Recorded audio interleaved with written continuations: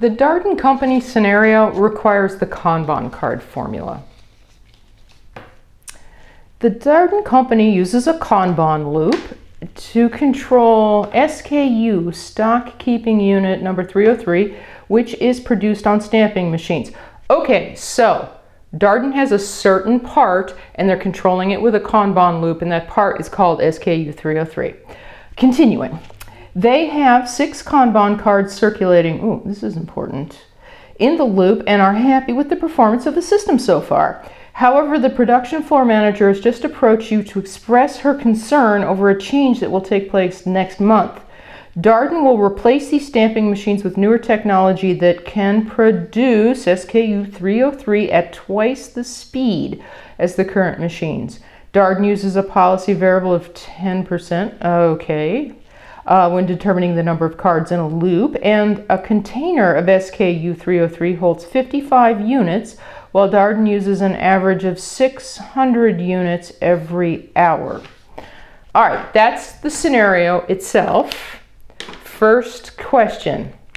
Assuming that Darden Company uses the optimal number of Kanbans for current conditions, how long does it take to fill a container of SKU 303? How are we supposed to determine that? By deduction. Now, the key to get started is that statement, assuming they use the optimal number. That is a fancy way of saying assuming they use the Kanban card formula, which I just copied there. Oh, okay. Oh, assuming they use that formula for determining Kanban cards, apparently the result was 6, because it said at the beginning that they have 6 cards circulating in the loop and they're happy with that. That's working really good. Oh, all right. Now, wait a minute. That means they used this to get that. But what is all this in here? Well, D is short for demand rate. That's how fast they're using up SKU 303. L is short for lead time, as in on a container, which is how long it takes to fill a container, right? The turnaround time on a container if you needed one. X is generally explained as a policy variable. And C is short for container, as in container size. Oh, wait. Some of this stuff was quoted to us, right? For instance, D, demand rate. I thought we were going to use that for something. Up here at the very end of the story, it says Darden uses an average of 600 units of SKU every hour. That is D. 600 an hour. It's how fast the part is demanded, how fast it's consumed. And they flat out said their policy variable was 10%, which numerically is 0.1. And then they did say something about container size, right? They said that each container holds 55 units.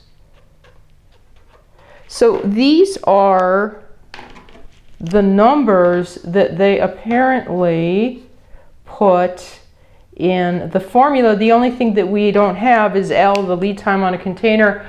Oh, but wait a minute. That's actually what the question was asking.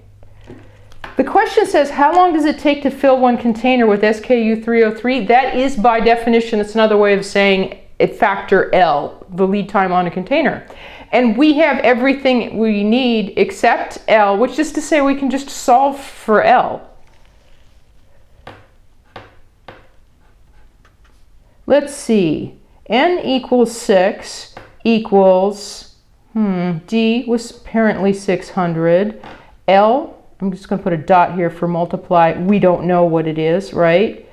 But in the parentheses, it's 1 plus 0.1, right? I'm just filling in the X.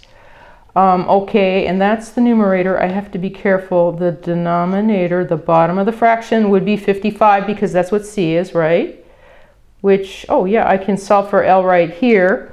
All right, so scratch work. I'm going to neaten up the top a little bit. 6 equals, multiply all that through, I get 660 times L, still divided by 55, which is to say L apparently equals 330 divided by 660. What did I do? I just took 55 and multiplied it by both sides, and then I had to divide both sides by 660 to get L by itself, which is to say 1/2, right? 330 is 1/2 of 660. Oh, which is actually answering the question that was originally posed. How long does it take to fill one of these containers right now? Apparently a half hour, because that is the value that they entered into the formula to get the optimal number of 6 Kanbans. Okay, so it takes them a half hour to fill a container right now. What else do we need to know about this scenario? Part B. How should Darden change the Kanban loop next month after the installation of the new machinery? Well, they want to use this formula to determine the number of Kanbans. D, we said, was demand. What did they say was happening next month? Next month, the change will take place, replace the stamping machines. Newer technology can produce at twice the speed. Okay, so let's think about this. Next month, when they're filling out this formula, will the demand rate for that part have changed just because they have faster machines to produce it? And the answer is no. That doesn't have anything to do with its consumption, and D is its consumption, like how fast it's being taken away. Which means that, given that that's the only change, they would still put a 600 in there for D. Likewise, they didn't say anything about changing their policy of 10%, and they didn't say anything about changing the container size. Right, if you get faster machines, what part of all of that is actually going to change the lead time on a container? If you can produce, think about it just, basically, just in words, faster production equals shorter lead times.